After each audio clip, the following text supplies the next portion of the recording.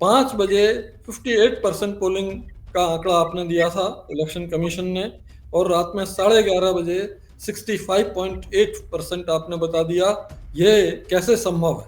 5 क्षेत्रों में उम्मीदवार ने रिटर्निंग ऑफिसर को शिकायत की कि साहब हमारे बहुत से पोलिंग स्टेशन पर गड़बड़ी की गुंजाइश लगती है, हमें ये प्राइमा फेसाई केस है, हम चाहते हैं कि हमें 100% काउंट किया जाए।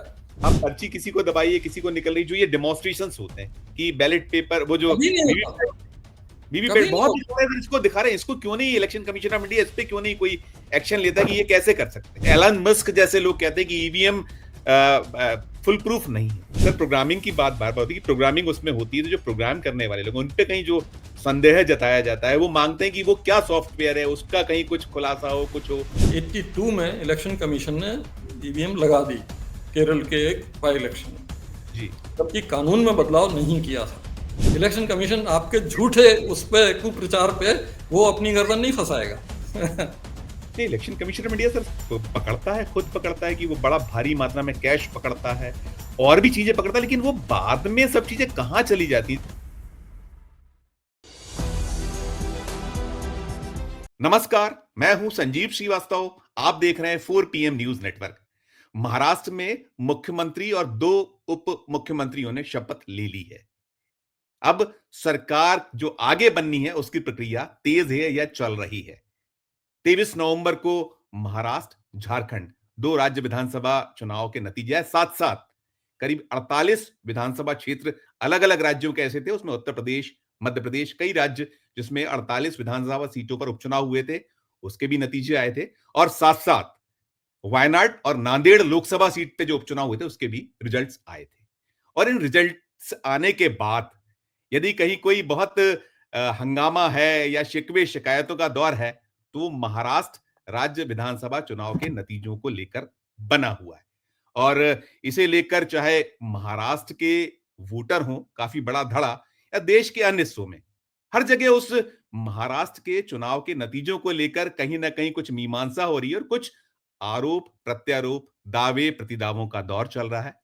और जो महायुति वहां जीत कर आई है, उसके सामने जो महाविकास अघाड़ी था, तो जो वहां सारा का सारा दृश्य था चुनाव के पहले, जो आकलन आ रहे थे, जो एग्जिट पोल या और पोल्स जो एक विश्लेषण होते हैं, वो सारे विश्लेषण ये कह रहे थे कि कांटे का मुकाबला। लेकिन जो नतीजे आए, वोटरों ने एक तरफा महायुति को जिताया, तो इसके बाद से ही फिर एक बार वो जो ब्लेम्स होते हैं, चुनाव गड़बड़ियों के आरोप, फ्री एंड फेयर इलेक्शन ना होने के आरोप, ये बहुत तेज हैं।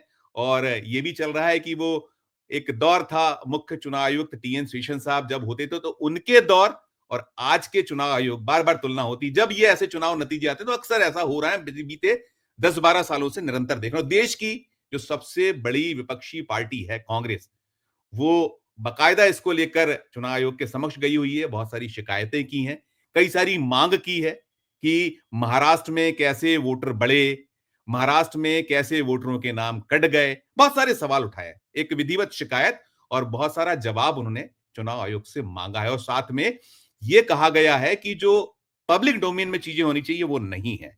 तो तमाम जो ये सब चल रहा है, और एक सबसे जो मेन आरोप होता है कि ईवीएम मैनिपुलेशन और चुनाव जो फ्री एंड फेयर ना होना, ये सब तो है ही है। तो एक ट्रेंड है, बार बार ऐसा होता है तमाम। और एक इस सबके बीच में एक दृश्य ऐसा भी आया है कि महाराष्ट्र में एक शोलापुर जो जिला है, सोलापुर जिले की एक विधानसभा सीट है, उस सीट पर तो एक विशेष क्षेत्र में वोटरों ने तमाम आशंकाएं जताते हुए वहां अपने स्तर पर बैलेट पेपर से मतदान कराने का प्रयास किया और वहां कर्फ्यू लगाने जैसे हालात पैदा हुए। इसके साथ साथ स्मरण कराऊंगा कि जो कांग्रेस है, कांग्रेस के राष्ट्रीय अध्यक्ष, उन्होंने कहा है कि अब दौर पुनः बैलेट पेपर का लौटना चाहिए भारत में। और उन्होंने ये भी घोषणा की है कि कांग्रेस को इस मांग को लेकर देश में एक मानस बनाने के लिए यात्रा भी करना चाहिए, उसकी तैयारी भी चल रही है। तमाम जो स्थितियां हैं, इलेक्शन कमीशन ऑफ इंडिया को जिस तरीके से कटघरे में खड़ा किया गया है, ईवीएम मैनिपुलेशन की जो बातें हैं, या आम बोलचाल में कहें कि झोलझाल की बात है, ये तमाम बहुत सारे सवाल हैं जो देश के जनता, देश के वोटरों के मन मस्तिष्क में चलते रहते हैं। और बहुत सारे मामलों में कोर्ट कचहरी तमाम चीजें चल रही हैं। तो हमने कहा इन सब मसलों पर, इन सारे मुद्दों पर एक विशेष मेहमान, बहुत खास मेहमान से बातचीत की जाए। और हम पहले जोड़ते हैं। जुड़ गए हमारे साथ, आप पहचान गए होंगे, आप श्री ओपी रावत साहब हैं। ओपी रावत साहब देश के मुख्य चुनाव आयुक्त रहे हैं। आप भारतीय प्रशासनिक सेवा के 1977 बैच के अधिकारी रहे, रिटायर अधिकारी हैं, मध्य प्रदेश कैडर के आप अधिकारी हैं रहे। तो मैंने सोचा कि आपसे बात की जाए।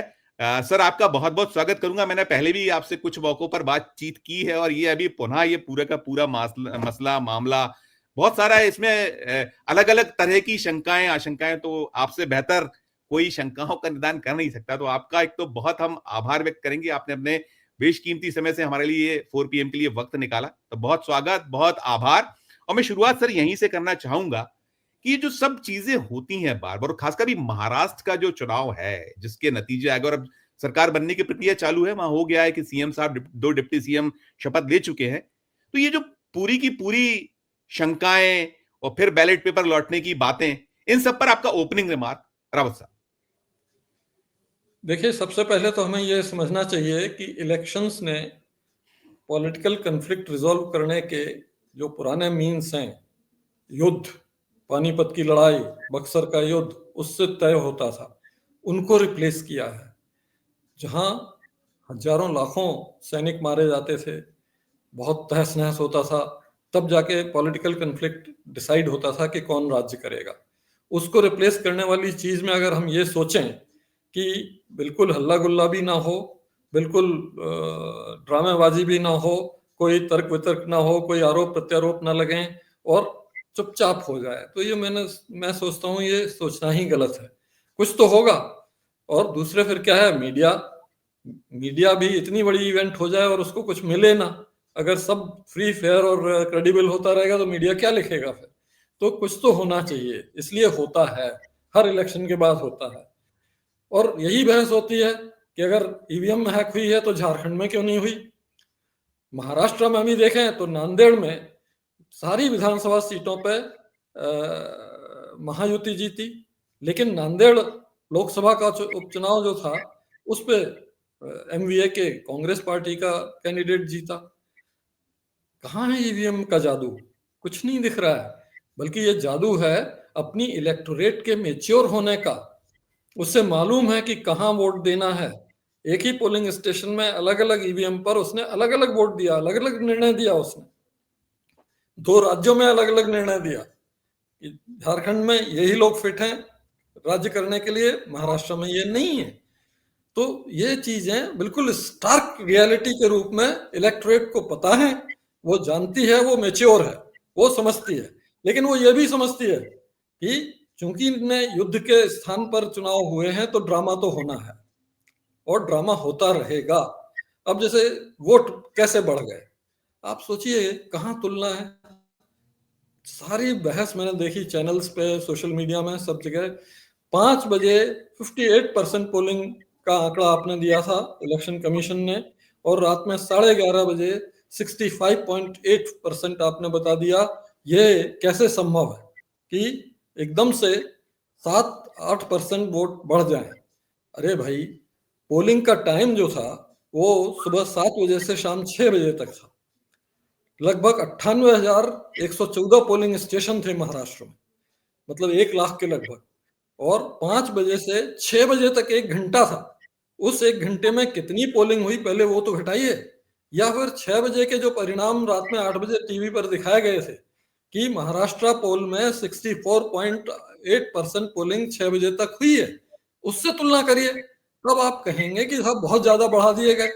लेकिन कुछ नहीं, 5 बजे तो आपने कहा था कि 58% है क्लोज ऑफ पोल पे, 5 बजे क्लोज ऑफ पोल नहीं था। और उसके बाद कह रहे हैं कि अगर बाहर लाइनें लगी थी तो इतना थोड़ी है कि पूरे 1 लाख पोलिंग स्टेशन पे लाइनें लगी थी। तो ये सब सिर्फ आपके ऑप्टिक्स के लिए है, जनता को दिखाने के लिए कि हम लड़ रहे हैं, हम लड़ाई कर रहे हैं, जबकि आधारहीन लड़ाई है वो, कोई मतलब नहीं है उसका। ना वोट बढ़े हैं, ना कोई गलती हुई है। इलेक्शन कमीशन ने बिल्कुल स्टर्लिंग तरीके से अपना रोल निभाया है और फ्री फेयर इलेक्शन एक बार फिर से झारखंड में, महाराष्ट्र में और बाई इलेक्शंस में संपादित करा है। सर, सर, एक सबसे खास बात ये इतना टाइम क्यों लग रहा है? जब आज हम ईवीएम के दौर में हमारे पास हमने वो सर वो मैंने भी बहुत सारे इलेक्शन कवर अप किए हैं। 9 जो लोकसभा के चुनाव हुए ये ईवीएम के पहले वो बैलेट पेपर के थ्रू होते थे और हमने बहुत बड़ी-बड़ी कॉन्स्टिट्यूएंसीज होती थी जिसमें 3-3 दिन 2-2 दिन लगते थे उसमें मतगणना में। लेकिन जो प्रतिशत आंकड़े आते थे उसको लेकर इतना क्यों होता है कि अब तो कई बार 10-10 दिन भी लगेंगे, लोकसभा में 10 दिन लगे सर। ऐसा क्यों? और यहां भी जो आप कह रहे हैं ये पहले आंकड़ा 5 बजे था, फिर 11:30 और ये जो फाइनल आंकड़ा 2 ढाई दिन बाद आ पाया। तो इसको लेकर जो आशंकाएं होती क्योंकि आपने बहुत सारे नवाचार किए, बहुत सारे प्रयोग किए और जिनको मील का पत्थर के तौर पर देखा गया, आपने आपके बाद में आपके पहले भी हुए, लेकिन आपने बहुत सारे प्रयोग किए। फिर ये क्यों इतना डिले होता है? इस पे जरूर आप प्रकाश डालिएगा सर। ह्यूमन रिसोर्स, हमारे देश का ह्यूमन रिसोर्स कैसा है वो आज एक मंत्री ने पार्लियामेंट में कहा कि ट्रैफिक की रेड लाइट पर भी लोग चलते रहते हैं, पालन नहीं करते हैं, किसी भी कानून का पालन नहीं करते हैं, कुछ भी नहीं करते हैं और इससे एक्सीडेंट बहुत हो रहे हैं, ये सब कहा। कारण यही है क्योंकि इलेक्शन कमीशन एक बहुत छोटा दफ्तर है। इलेक्शन के दौरान करीब जब लोकसभा का होता है तो 1.5 से 2 करोड़ लोगों को वो ऑन बोर्ड लेते हैं। सब इलेक्शन कमिश्नर या उनके अधिकारी के लेवल के नहीं होते। वो किस सिस्टम से पास होके आते हैं, किस सिस्टम से नौकरी में आते हैं? 33% पासिंग मार्क्स। अगर 100 में हमने 33 का काम भी कर दिया तो हम पास हैं। उनसे हम अपेक्षा करें कि 100% का काम करके दें तुरंत टाइम से, संभव नहीं है। हजारों गलतियां होती हैं, स्ट्रेस में रहते हैं। बिहार इलेक्शन में तो ये स्थिति हुई कि कोई वायलेंट इंसिडेंट नहीं हुआ, कहीं गोली नहीं चली और 17 हमारे प्रिजाइडिंग ऑफिसर और पोलिंग ऑफिसर मर गए। क्यों? तनाव में थे। तो इन सब चीजों को अगर आप ध्यान में रखें, फिर ऐसा है कि हमने अभी चकाचक सड़कें हर पोलिंग स्टेशन तक नहीं बनाई हैं। अभी भी महाराष्ट्र जैसे प्रदेश में 8 से 10% पोलिंग स्टेशन ऐसे हैं जहां पैदल जाना पड़ता है। कोई नेटवर्क नहीं है। गढ़चिरौली एरिया, सह्याद्री एरिया, कुछ नहीं है। तो ना आप नेटवर्क से कोई रिजल्ट भेज सकते हैं, ना आप कोई गाड़ियों से जाके ले सकते हैं। उनमें टाइम लगना स्वाभाविक है। तो जिस दिन पोलिंग होती है उस दिन भी रेगुलर आंकड़े जो है वो थोड़े से डिप्रेस्ड आते हैं क्योंकि ऐसे पोलिंग स्टेशन जो इनएक्सेसिबल हैं उनकी जानकारी उसमें नहीं होती है, तो कम आते हैं। धीरे धीरे जब उनकी जानकारी आती जाती है तभी आंकड़े बढ़ते हैं। दूसरा, जो गलतियां हमारे तनाव वाले पोलिंग स्टेशन के ऑफिसर्स कभी कभी कर देते हैं, उनकी वजह से नेक्स्ट डे जब स्क्रूटनी करते हैं general observer, presiding officer diary, vote account 17C, इन सब की स्क्रूटनी करने की जिम्मेदारी है उनकी। दूसरे दिन जब वो स्क्रूटनी करते हैं उन्हें भी भागने की जल्दी होती है क्योंकि वो 1-1.5 महीने से उसी कंस्टिट्यूंसी में अपना काम छोड़ के आए हुए हैं किसी दूसरे राज्य से। तो वो भी स्क्रूटनी में कभी कभी ओवरलुक कर जाते हैं, 1-2 छोटी मोटी गलतियां, बाकी गलतियां सुधार देते हैं। उससे भी वोट का आंकड़ा चेंज होता है, लेकिन उनके नजरों से भी छूट जाती हैं क्योंकि उन्हें जल्दी है जाने की कि शाम को फ्लाइट है, हमें निकलना है, अरे चलो करो हो गया। तो उससे भी वो गलतियां जो छूटती हैं वो पकड़ में तब आती हैं जब काउंटिंग की शुरुआत होती है और काउंटिंग एजेंट कैंडिडेट का पॉइंट आउट करता है कि नहीं साहब, ये देखिए प्रिजाइडिंग ऑफिसर डायरी में लिखा है कि ये टेंडर्ड वोट है, ये ऐसा वोट है, ये नहीं होना चाहिए। तो वो सब कटते हैं, जुड़ते हैं, ये सब होता है। तो इसलिए ये सब चीजें होती रहती हैं और इन सब के कारण जो एग्जैक्ट काउंट है वो चेंज होता रहता है और मोस्टली ये बढ़ता ही है।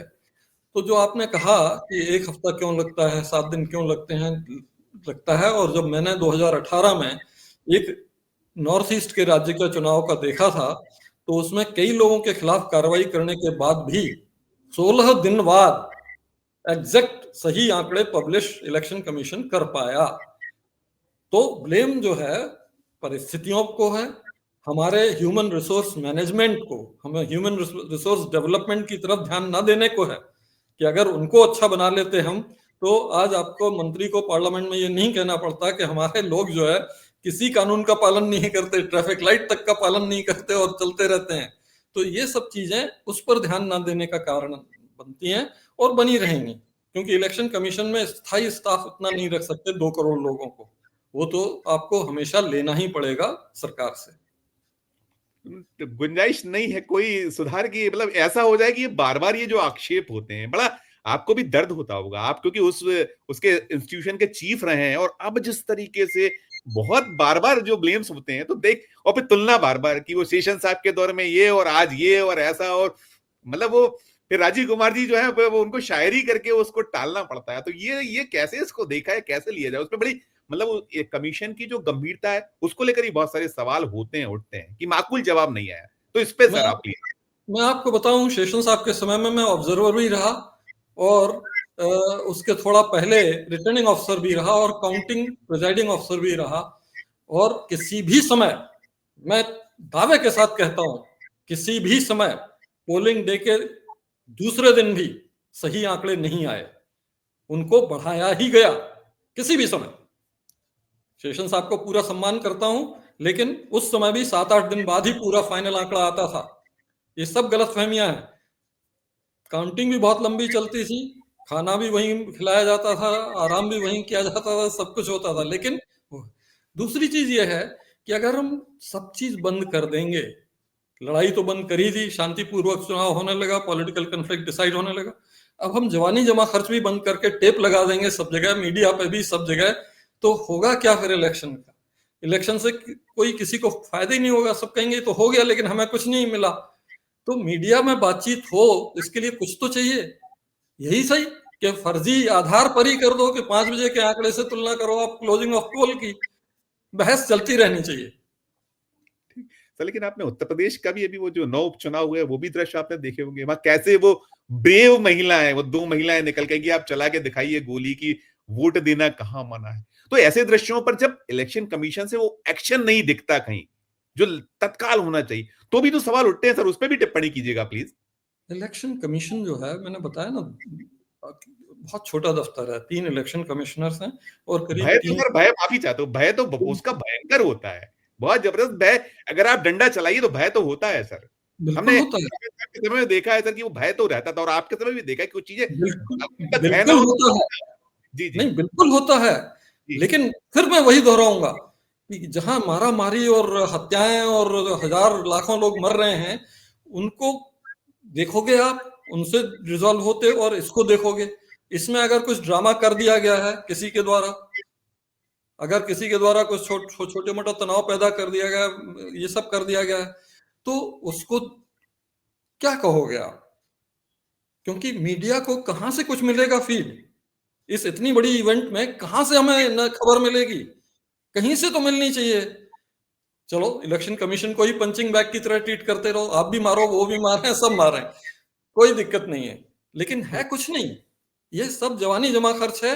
Acceptability of election and credibility of election commission पूरे विश्व में उस लेवल की है कि कोई टच नहीं कर सकता। आप कितनी भी बहस कर लीजिए, कितने भी आर्टिकल लिख लीजिए, कितने भी आक्षेप लगा लीजिए, टेस्ट इसमें है एक्सेप्टेबिलिटी ऑफ रिजल्ट्स।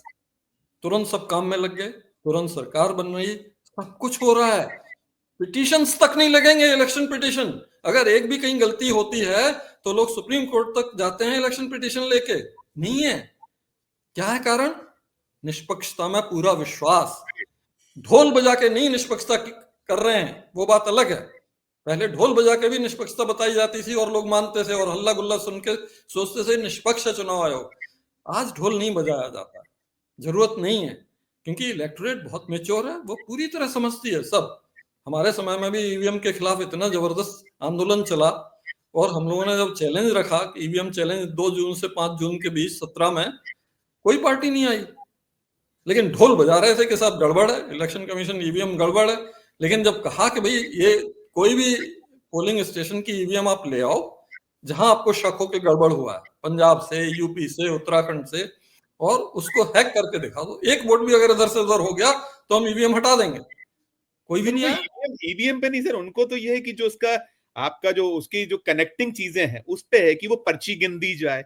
मैं और बहुत सारे सवाल है मेरे जहन में, आपका थोड़ा ज्यादा समय आज लूंगा, लेकिन उस पे क्यों नहीं, ये पारदर्शिता की बात होती है, स्वतंत्र निष्पक्ष, तो वो उसको क्या दिक्कत है, पर्ची गिन दी जाए ना, उसमें भी तो कुछ जो मत जाइए आप बैलेट पे मत जाइए पुनः उस दौर में, लेकिन उसमें कुछ कुछ कहीं जो शंकाएं हैं, जो लोगों के मन में बहुत सारे जितनी भी कह लीजिए भ्रांतियां हैं, और आप कह रहे हैं कि मीडिया अपना एक रोल प्ले करता है, तो ऐसे में क्या इसका सॉल्यूशन क्या है? क्यों इतनी बदनामी? नहीं, बदनामी बिल्कुल नहीं है। मैं साफ बता रहा हूं, कोई बदनामी नहीं है। ये सिर्फ इलेक्शन के बाद का हारे हुए लोगों का अपना ठीकरा किसी दूसरे के सर फोड़ने का प्रयास है। कहीं कोई बदनामी नहीं है। इलेक्टोरेट पूरी तरह से जानती है, अगर थोड़ा सा भी गलती करे इलेक्शन कमीशन और जो जनता चाहती है उसको ना चुना जाए, जनता खड़ी हो जाएगी और कुछ भी हो जाएगा। और ये अपने आसपास के देशों में होता रहा है, कई जगह होता रहा है।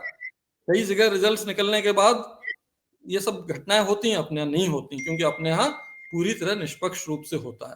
100% वीवीपैट स्लिप क्यों नहीं गिनी जाए? क्यों गिनी जाए? ये सिर्फ इसके लिए बनाई गई है, अगर आप पूरे बैकग्राउंड में जाएं तो इसके लिए बनाई गई है कि वोटर को ये दिखना चाहिए कि उसने जिसको वोट देने के लिए बटन दबाया है वोट उसी को गया है कि नहीं। बस इसके लिए बनाई गई, गिनने के लिए नहीं बनाई गई। गिनने का तो इलेक्शन कमीशन ने वॉलंटरीली सोचा कि जब एक सुविधा है तो क्यों ना हर कंस्टिट्यूंसी में एक पोलिंग स्टेशन रैंडमली सिलेक्ट करके उसके काउंट करके मिलान करके देखा जाए कि कहीं कोई गड़बड़ी तो नहीं होती। कहीं कोई गड़बड़ी नहीं निकली, लेकिन पार्टियां गई सुप्रीम कोर्ट। सुप्रीम कोर्ट ने कहा एक बहुत कम है, 5 पोलिंग स्टेशन हर विधानसभा क्षेत्र का गिनिए, ताकि रैंडमली सिलेक्टेड, ताकि और ज्यादा अच्छे तरह से विश्वास रहे कि कहीं कोई गड़बड़ी नहीं। तो 5 गिनने लगे। 100% का कोई मतलब नहीं है, नंबर 1, क्योंकि उससे काउंटिंग का समय 2 दिन हो जाएगा। दूसरा, गर्मी बहुत होती है हमारे देश में, ज्यादातर जगह गर्मियां हैं। अगर आप कहें कि अभी विंटर है, लेकिन साउथ के उधर जाएंगे तो बड़ी उमस भरी गर्मी है। गर्मी में जो काउंटिंग स्थल होते हैं उनकी इस व्यवस्था अगर आप देखें तो एयर कंडीशनर नहीं होते। ये बड़ी रूडिमेंट्री बिल्डिंग्स होती हैं जिनमें कई बार फैन भी नहीं होते, वो भी टेम्पररी लगवाने पड़ते हैं इलेक्शन कमीशन को, ताकि लोगों को कंफर्टेबल रहे, हवा तो चलती रहे वहां। ऐसी जगह पर एक 4, 4.5, 5 सेंटीमीटर की हल्की सी स्लिप, जब पंखे चल रहे हैं, जबरदस्त ब्लो है, उसका क्या हो सकता है, इसको सोचिए। अगर एक स्लिप भी इधर से उधर हो गई तो जो अभी ईवीएम पे हल्ला गुल्ला हो रहा है ना, उसको बल मिलेगा कि देखिए साहब, एक स्लिप का अंतर, अभी तक कहीं कोई अंतर नहीं मिला, इतने चुनाव हो गए। सोचिए आप, 5-5 पोलिंग स्टेशन से हजारों पोलिंग स्टेशन की मैच हो गई, तो भी कहीं अंतर नहीं मिला, और इसीलिए उनको बल नहीं मिला, और वो पूरे हॉलो रहते हैं उनके आर्गुमेंट, और जैसे ही इलेक्शन का टाइम निकलता है खत्म हो जाते हैं, टाई आउट हो जाते हैं। एक स्लिप भी अगर पंखों ने गायब कर दी, बस फिर तो ईवीएम गई। जो वर्ल्ड की बेस्ट पॉसिबल टेक्नोलॉजी है वोटिंग के लिए, वो इस तरह से सेक्रीफाइस हो जाएगी, अभिमन्यु बन जाएगी। इसलिए नहीं करते। हमें तो स्टैटिस्टिकल इंस्टीट्यूट ऑफ कलकत्ता ने कहा था कि साहब, पूरे लोकसभा के चुनाव में 479 का सैंपल अगर आप ले लेते हैं रेंडमली सिलेक्टेड पोलिंग स्टेशन का 10 लाख में से, और उनकी स्लिप मिला लेते हैं, तो आपको 99.99% कॉन्फिडेंस लेवल रहेगा कि पूरा सही है वोट काउंट। 479 इलेक्शन कमीशन ने कहा बहुत ही कम है 10 लाख में। एक पोलिंग स्टेशन हर कॉन्स्टिट्यूंसी से अगर लेते हैं लेजिस्लेटिव, तो वो हो जाते हैं 4300। तो 479 की जगह 4300 तो उन्होंने शुरू से ही लिया, फिर सुप्रीम कोर्ट ने उसे 5 गुना कर दिया, मतलब 21,000 कर दिया। तो अब 21,000 का सैंपल होता है। तो ऐसे में वो जो परिणाम दे रहा है, और अभी तक एक भी गलती नहीं दिखा पाए आप, तो उस पर भरोसा करना चाहिए। लास्टली क्या है कि हल्ला गुल्ला के लिए वेंटिलेटर्स तक बंद कर देना मुझे नहीं लगता कि अच्छा होगा। लोगों को, मीडिया को, सबको थोड़ा बहुत स्पेस रहना चाहिए। इलेक्शन जैसी बड़ी इवेंट के बाद उनका जो भी साधन है उससे वो निकालते रहें, इलेक्टोरेट को इन्फॉर्म करते रहें, जो सही होगा उस पर इलेक्शन कमीशन और दूसरे स्टेक होल्डर्स भी काम कर लें। ये जरूरी है, हेल्दी डेमोक्रेसी के लिए ये जरूरी है, इसलिए बना रहना चाहिए। और लास्ट एक और बता दूं कि 100% काउंटिंग का प्रावधान भी है, और 5 क्षेत्रों में अभी तक 2017 से लेके 5 क्षेत्रों में उम्मीदवार ने रिटर्निंग ऑफिसर को शिकायत की कि साहब हमारे बहुत से पोलिंग स्टेशन पर गड़बड़ी की गुंजाइश लगती है हमें, ये प्राइमा फेसाई केस है, हम चाहते हैं कि हमें 100% काउंट किया जाए। रिटर्निंग ऑफिसर को पावर है रूल्स के अंदर, उसने ऑर्डर कर दिया कि 100% स्लिप काउंट की जाए। तो चूंकि उस क्षेत्र में हुआ तो उन्होंने ऐसे हॉल में किया जहां एयर कंडीशनिंग थी, बढ़िया था, वहां किया ताकि कोई स्लिप उड़ ना जाए, कोई स्लिप इधर से उधर ना हो जाए, क्योंकि रिस्की है बहुत। तो उन सब की व्यवस्था करके उनने काउंट किया, देखा पूरा मिलान हो रहा है, तो कैंडिडेट भी सेटिस्फाइड, सब सेटिस्फाइड। तो ये हुआ है, ऐसा नहीं है कि 100% हुआ नहीं है, और नियम में प्रावधान भी है। ठीक ठीक ठीक। सर इसमें एक चीज और भी, आपने जो कहा वो पर्ची वाली बात की, वो सिर्फ देखने के लिए, उसमें बहुत सारे डेमोन्स्ट्रेशन होते हैं सर। आप बार बार आपने कहा है कि हमने खोल दिया, पूरे दुनिया के लोग आ जाए और हैक करके दिखाएं। मशीन हैक की, मैं ईवीएम की बात नहीं होती, लेकिन वो जो वीवीपैट है, बहुत हम बार बार देखते हैं, दिखलाते हैं कि वो आपने किसी और को वोट किया और किसी और खाते में जा रहा है, ऐसा दिखाते हैं। एक चीज। फिर दूसरा, मध्य प्रदेश में सर एक कांड हुआ था, वो भले ही कैसे आप उस पर भी प्रकाश डाल सके तो डालिएगा जरूर, कि सलीना सिंह जी मध्य प्रदेश की मुख्य निर्वाचन पदाधिकारी थी और भिंड गई हुई थी। वो भिंड में जब वो मॉक पोल हो रहा था तब ऐसा निकल आया था कि वोट किसी को किया और कॉस्ट किसी को हो गया। तो ये इसके कारण शंकाएं बहुत बढ़ती हैं, ये क्या कुछ है, इसके बारे में बताइएगा सर। वही है कि ये गलतियां शंकाएं पैदा कर देती हैं। कानपुर की ईवीएम्स भिंड आई हुई थी अटेर बाई इलेक्शन के लिए, और उसी दिन ऑफलोड हुई थी। मतलब उनका ना तो डेटा डिलीट हुआ था, फर्स्ट लेवल चेक नहीं हुआ था, कुछ भी नहीं हुआ, और वो स्ट्रांग रूम में अनलोड होके रखी जा रही थी कि भाई 2-3 दिन बाद इनका डेटा डिलीट होगा, फर्स्ट लेवल चेक होगा, वो सब होगा, पार्टीज को बुलाया जाएगा। उसी दिन वो पहुंची और उन्होंने सब देख दाख के इंस्पेक्शन करके प्रेस कॉन्फ्रेंस करी। प्रेस कॉन्फ्रेंस में किसी ने उनसे कहा कि आप हमें ईवीएम मंगा के दिखाइए और कुछ करके दिखाइए। उन्होंने कहा लाओ भाई। तो कलेक्टर ने, बहुत ही बुद्धिमान, बहुत ही अनुभवी, बहुत ही अच्छे कलेक्टर थे मिस्टर इलिया राजा जी थे वो। हाँ, और जो रिटर्निंग ऑफिसर एसडीओ था वो भी बहुत ही अनुभवी था। दोनों ने मना किया कि मैडम कतई नहीं, अभी अभी तो आई है ईवीएम, ना डेटा डिलीट हुआ है, बैलेट फट गए हैं, ये भी नहीं मालूम कौन सा बटन किस कैंडिडेट का है कानपुर का, सब बुरी हालत में है, इस समय कोई डिमॉन्स्ट्रेशन हो नहीं सकता। शी इंसिस्टेड कि नहीं, पत्रकार कह रहे हैं कराना है। तो अब सुपीरियर अफसर का उन्होंने मान लिया, और ये सारे डिटेल्स हमारे ईवीएम स्टेटस पेपर में 2017 से ही पब्लिक डोमेन में है।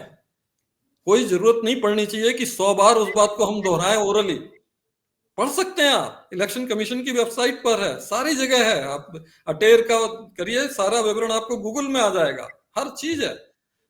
उसमें ये घटना हुई कि उन्होंने कोई बटन दबाया, अब चूंकि नाम सामने है नहीं, बैलेट है नहीं, किसी की पर्ची निकल आई, दोबारा दबाया, दिखाने को उनका है थे हमने दूसरा बटन दबाया शायद, लेकिन दब गया वही, फिर वही पर्ची निकल आई। और उस पर से अगर पत्रकार ने बेचारे ने कुछ कह दिया कि मैडम ये तो गलत हो रहा है, तो उसको धमका दिया गया कि ये बाहर नहीं जाना चाहिए। उससे सस्पिशन जो है और गहरा गया। तो एक तरह से जो युद्ध और उसको रिप्लेस करने का इलेक्शन करता है, युद्ध जैसी स्थिति बन गई वहां। तो वो क्या है, कई बार ऐसी चीजें ड्रामे के रूप में भी होती हैं, हो जाती हैं। बट सर वो जो आप पर्ची किसी को दबाइए किसी को निकल रही, जो ये डेमोन्स्ट्रेशंस होते हैं कि बैलेट पेपर, वो जो कभी नहीं होता, वीवीपैट कभी नहीं बहुत होता। सारे इसको दिखा रहे हैं, इसको क्यों नहीं इलेक्शन कमीशन ऑफ इंडिया इस पे क्यों नहीं कोई एक्शन लेता कि ये कैसे कर सकते हैं? हर हर चीज का कॉग्निजेंस लेके उस पर खंडन करना ये इलेक्शन कमीशन का काम नहीं है। हमारा देश इस समय नंबर 1 स्लॉट पर है। अगर आपने देखा हो वर्ल्ड इकोनॉमिक फोरम की report, top in the world at the risk of misinformation and disinformation threat, India only one country miss information और डिसइंफॉर्मेशन के थ्रेट में टॉप पर है पूरे वर्ल्ड में। क्यों? इसी वजह से इलेक्शन कमीशन इसलिए टॉलरेट करता है कि भाई इनको रोजगार है, बिजी हैं, करने दो इनको, ये सब तो बकवास है, वोटर जानता है, आम वोटर जानता है कि सब बकवास है, इसलिए कोई जरूरत नहीं है इसमें हमें हर एक में जवाब देने की। लोग ना पेपर पढ़ते हैं, हमारा ईवीएम स्टेटस पेपर नहीं पढ़ते, एफएक्यू नहीं पढ़ते, उसमें सब लिखा हुआ है वो भी नहीं पढ़ते। तो अब क्या किया जाए? इसलिए हर एक को रेस्पॉन्ड करना उसको इंपॉर्टेंस देने जैसा हो जाता है और वो और बढ़ेगा, इसलिए जरूरत नहीं है उसकी, कहीं नहीं है। कोई नहीं है। एक बार भी अगर एक वोट भी इधर से उधर होगा कभी तो इलेक्शन रद्द हो जाएगा, क्योंकि हर चीज सुप्रीम कोर्ट तक जाती है इलेक्शन कमीशन की। अगर जरा सी भी गलती मिलेगी कैंडिडेट को तो हारा हुआ जो है वो सीधा सुप्रीम कोर्ट जाएगा।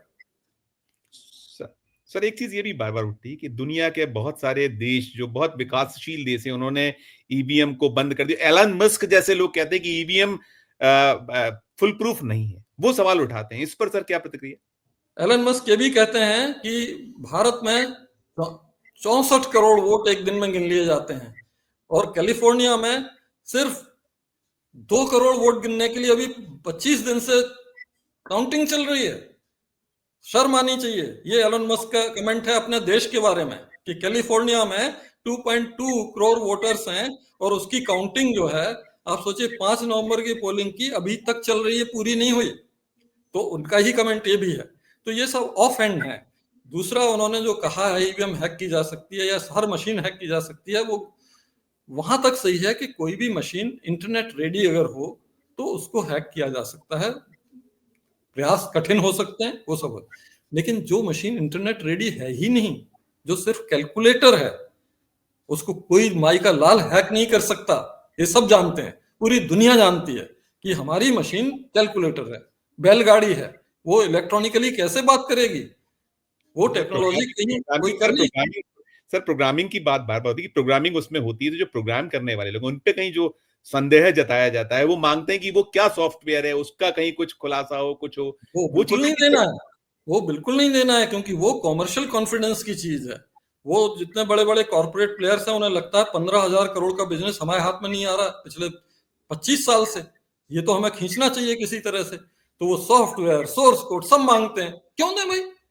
पब्लिक को क्या चाहिए? पब्लिक को ये चाहिए कि ईवीएम सही काम कर रही है।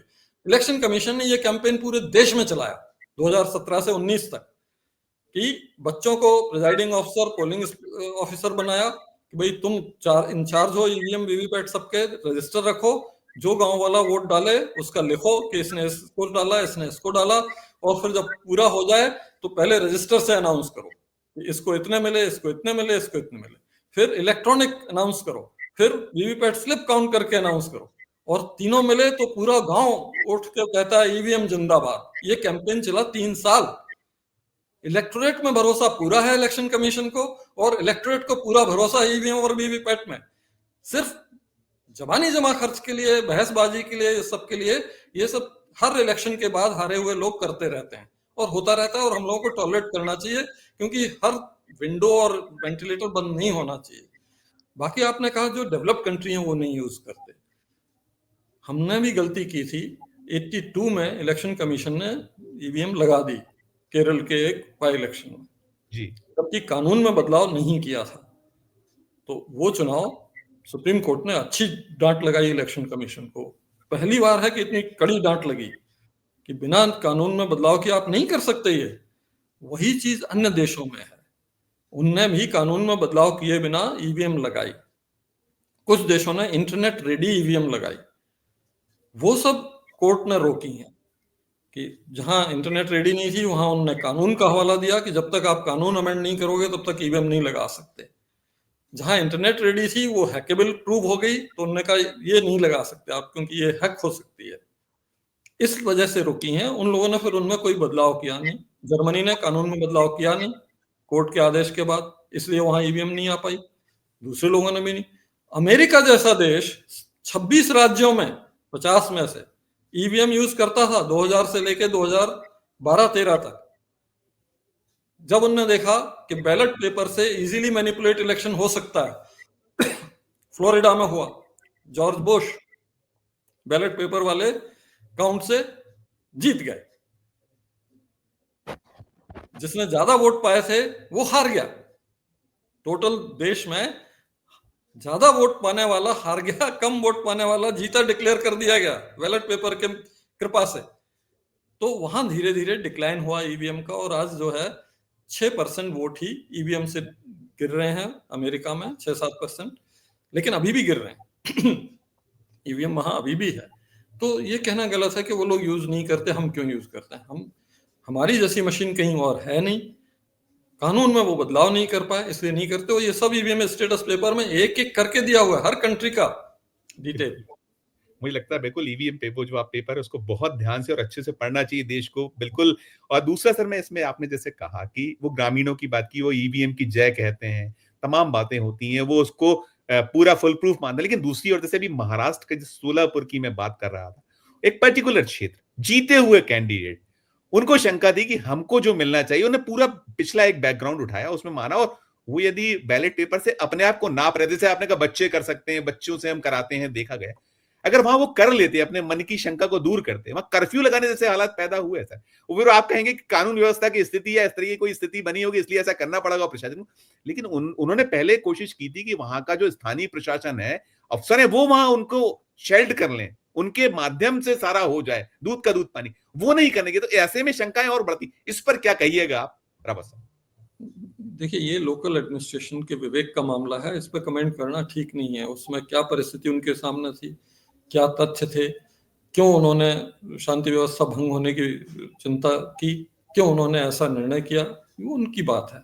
और उनके निर्णय पर आक्षेप करने का अधिकार ना तो मुझे है ना किसी और को है। लेकिन मैं कहता हूं, ड्रामेबाजी और इस सब के लिए भी एक सीमा होनी चाहिए।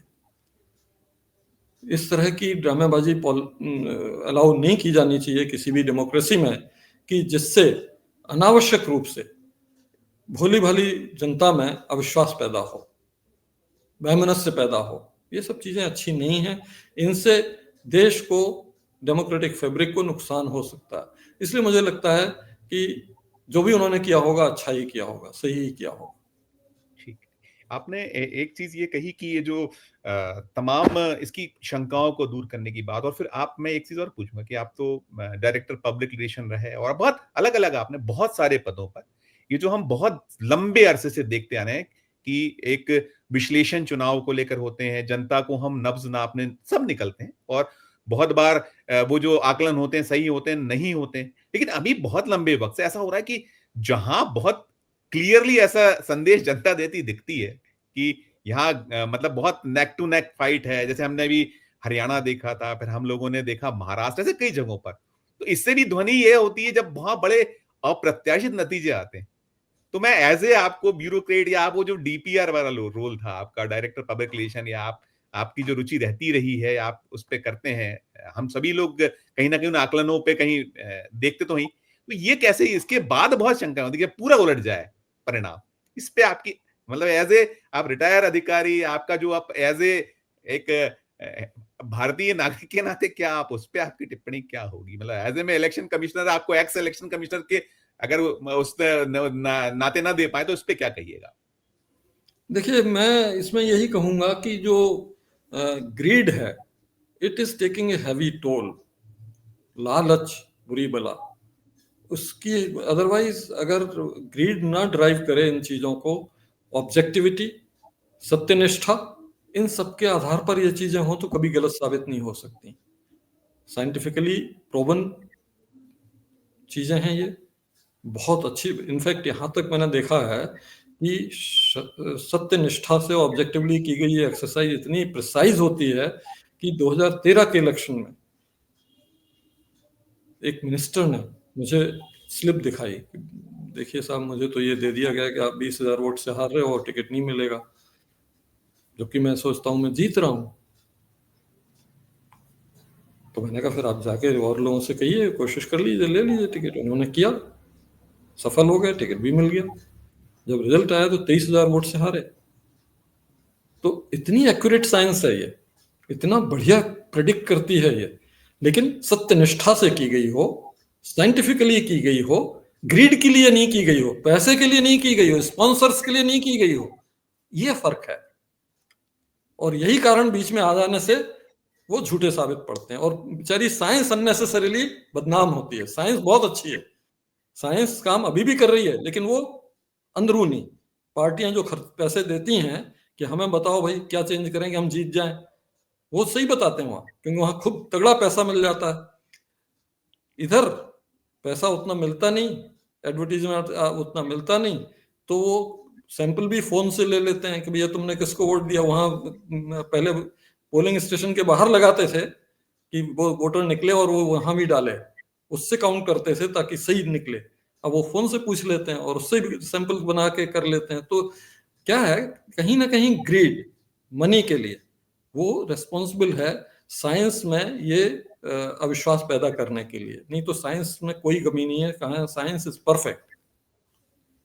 मैं बहुत सम्मान के साथ में, आप बहुत स्नेह भी करते हैं और आप हमेशा वक्त देते हैं, लेकिन ऐसा हो तो कई बार कहते हैं ना कि वो घुटने हमेशा पेट की ओर मुड़ते हैं, तो कई बार ऐसा ध्वनि होता है कि कुछ बार आप बड़ी बेबाकी से बात करते हैं, कई बार लगता है कि कुछ बचा तो नहीं रहे हैं आप, क्योंकि बहुत सारी चीजें ऐसी हैं। जैसे अब आप, मैं बात करूंगा हेड स्पीचेस की, बात करूंगा हेड स्पीच को लेकर क्या कहिएगा, बहुत क्लियरली है आप बिल्कुल, बहुत आपका बहुत ऐसा आंसर चाहूंगा कि लगे कि हाँ ये क्यों नहीं इस पे, क्योंकि इस पे भी उंगलियां उठती कि इलेक्शन कमीशन को जो एक चाहे वो संज्ञान में लेना हो चाहे एक्शन में करना, उसमें कहीं वो जब बड़े चेहरे बड़े नाम और सीधे फिर मतलब मैं कहूं तो प्रधानमंत्री जी ने कई बार इस तरीके की स्पीचेस उनकी रही जो सीधे सीधे ऐसा लगता था, ऐसा माना जाता है क्लियरली कि वो कहीं ना कहीं उस परिधि में आती है जिसपे इलेक्शन कमीशन ऑफ इंडिया कार्रवाई कर सकता है, लेकिन वो होते करते नहीं थी। इस पर आपकी टिप्पणी सर प्लीज।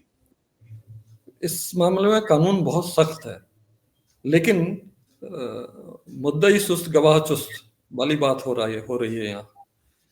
अगर आपको वाकई हेट स्पीच पकड़ना है, उसको डिस्क्वालीफाई कराना है, इलेक्शन रद्द कराना है, तो कौन आपको रोकता है कि C vigil app, citizen vigilance app जो इलेक्शन कमीशन ने फ्री दिया हुआ है, वो आप डाउनलोड करिए अपने फोन पर, स्पीच रिकॉर्ड करिए, सबमिट कर दीजिए। जीता हुआ कैंडिडेट भी हार जाएगा क्योंकि डिस्क्वालीफाई हो जाएगा, क्योंकि प्रूफ है, वो डॉक्यूमेंट्री प्रूफ है इलेक्शन कमीशन के पास, और कोर्ट से वो डिस्क्वालीफाई हो जाएगा, जीतने के बाद भी हार जाएगा।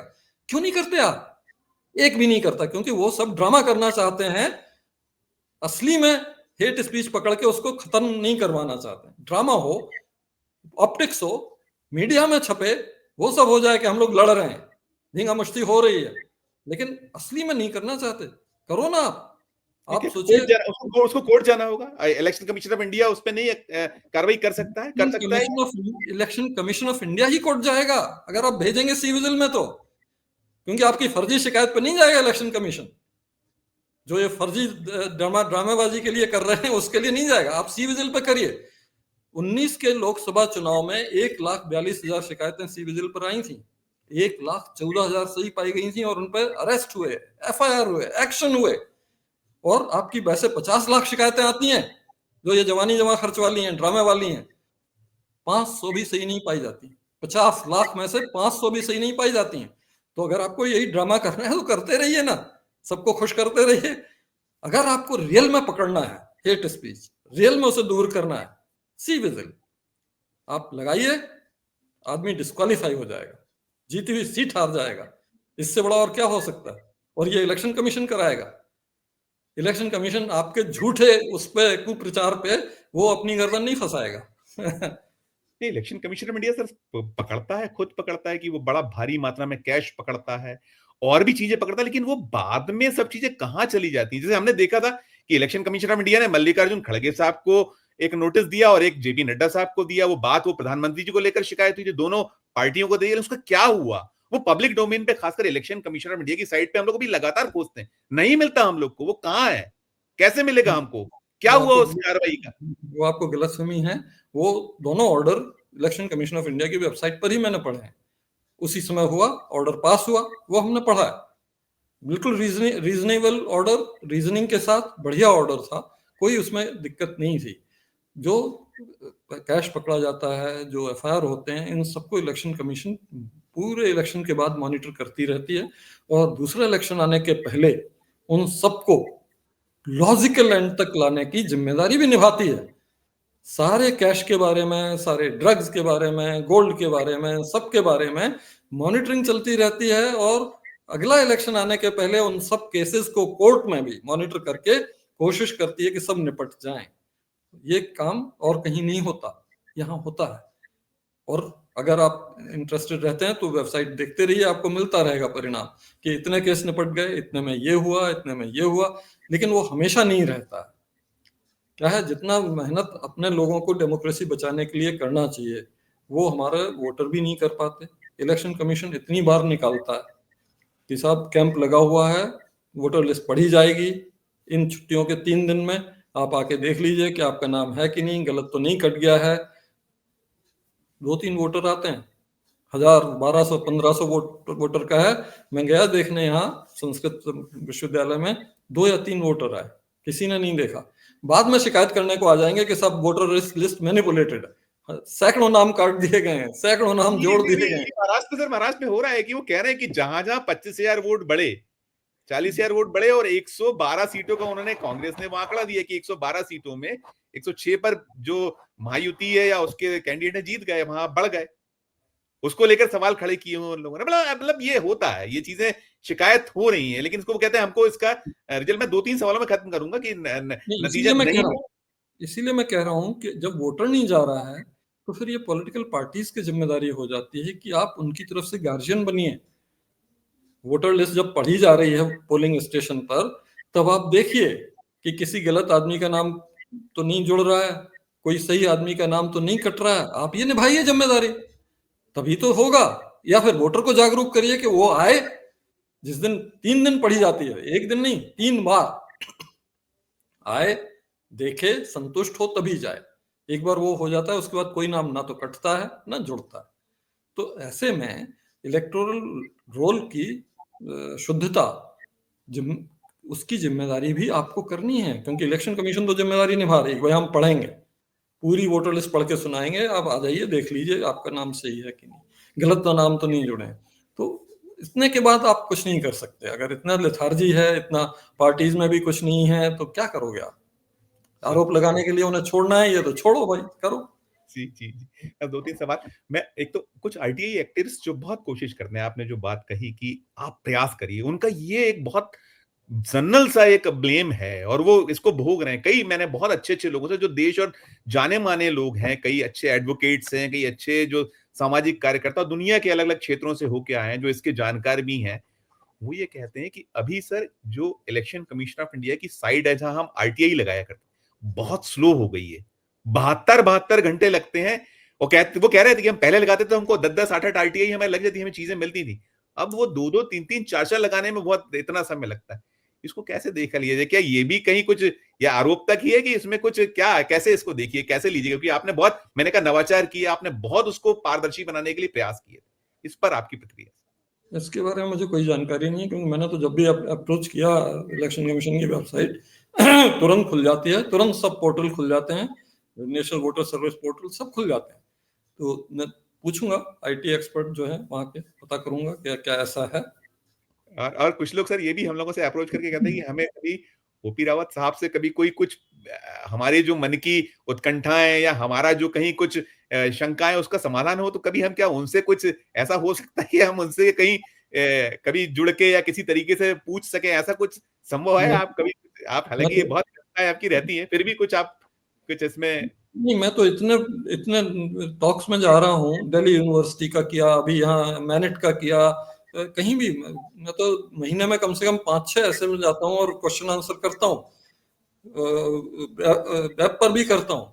अभी जो एडीआर का था उसमें मैं था, तो उसमें भी पूरे देश से लोग ऑनलाइन क्वेश्चन पूछ रहे थे। तो मैं तो हमेशा ओपन हूँ, कभी भी किसी भी उसमें। कभी लिबर्टी हमें दीजिएगा कि हम कुछ 2-4 ऐसे लोग हैं जो आप जिनको कहेंगे कि हाँ, इनको ले लीजिए, तो हम कभी उनके साथ में आपको जोड़ते हुए कि कुछ कर उनके मन लीजिए, की ऑलवेज कुछ है, तो मैं जरूर ये बहुत। और सर एक इसमें मैं 1-2 सवाल में खत्म करूंगा, छोटे छोटे सवाल। एक तो ये सर कि जो इतना सम्मानीय एक commission, election commission of India, उसको जब एक उसको बड़ी शंका की नजर से या उसे वो तोता सरकार का कहा जाना, इस तरह की चीज, ये कितना मन को कहीं खलता तो होगा सर, कहीं ना कहीं थोड़ा एक, चूंकि जब आप उसके हेड रहे, आपने खूब सारे नवाचार, खूब सारी कोशिशें की, तो कैसे इसको, कैसे, क्या आपके मन में भाव आते हैं, उस पर थोड़ी सी एक टिप्पणी, फिर मैं आखिरी सवाल करके खत्म करूंगा। मुझे तो बिल्कुल नहीं आता ये भाव। मुझे तो समझ आ गई है, एनलाइटनमेंट पूरा है कि देखिए इतना तो छोड़ना पड़ेगा, किसी ना किसी पे ब्लेम डालना दीजिए उनको, हारे हुए लोगों को, ताकि वो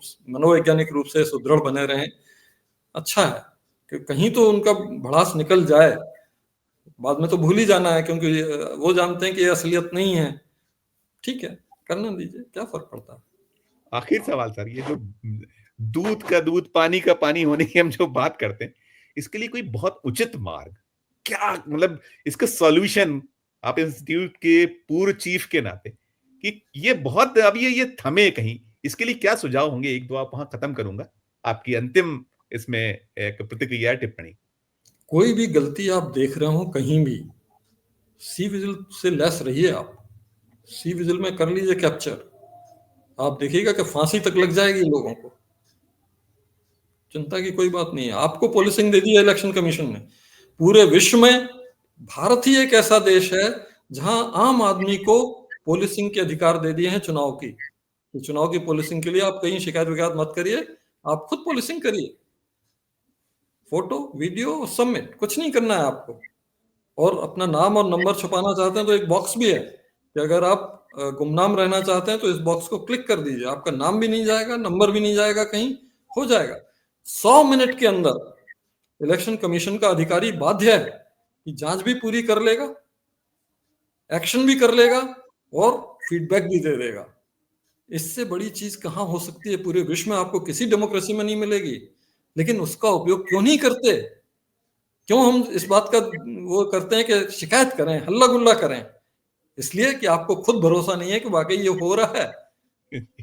मतलब यदि वो ना करे तो उसको भी खिलाफ एक्शन का होगा और ऐसे कई उदाहरण भी होंगे जिसने अगर इसमें कोताही की हो तो वो उसके भी खिलाफ बहुत सख्त एक्शन आप लोगों ने किए होंगे, जो आपने सी विजिल की बात। बिल्कुल बिल्कुल, कोई रियायत नहीं होती। ठीक। आपका सर बहुत बहुत धन्यवाद। बहुत बहुत बहुत सारा वक्त हमें आपने दिया और बहुत सारे जो मन में सवाल हैं देश की जनता वोटरों के, उसमें जितना जो कुछ आप उसमें कहीं उसको दूर कर सकते थे, उनके सवालों का जवाब प्रत्यक्ष अप्रत्यक्ष रूप से दे सकते थे, आपने दिया। बहुत बहुत धन्यवाद, बहुत बहुत आभार सर आपका। धन्यवाद। तो ये थे ओपी रावत साहब, देश के पूर्व मुख्य चुनाव आयुक्त, जो अलग अलग जो जनता के मन के सवाल हैं, हमने लगभग लगभग सारे सवालों को लेने का प्रयास किया। महाराष्ट्र में जो कुछ हुआ या चल रहा है अभी, उससे जुड़ी बातें, या और राज्यों में जो कुछ होता रहा है, और बाकी सब कुछ, तो उन्होंने जो कुछ कहा है वो आपके सामने है। इस सब पर ये चर्चा आपको कैसी लगी? ये जो उनके जवाब हैं, आपको क्या कुछ उससे संतुष्ट हो पाए, नहीं हो पाए, क्या आपका सब कहना है? हमारे इस वीडियो के कमेंट बॉक्स में जाकर जरूर कमेंट कीजिएगा। और यदि आपको ये चर्चा अच्छी लगी हो तो हमारे चैनल को लाइक कीजिए, सब्सक्राइब कीजिए, ज्वाइन का बटन ना दबाए तो ज्वाइन का बटन भी जरूर दबाइए। प्यार और स्नेह बनाए रखिए और देखते रहिए 4 PM न्यूज नेटवर्क। धन्यवाद, नमस्कार।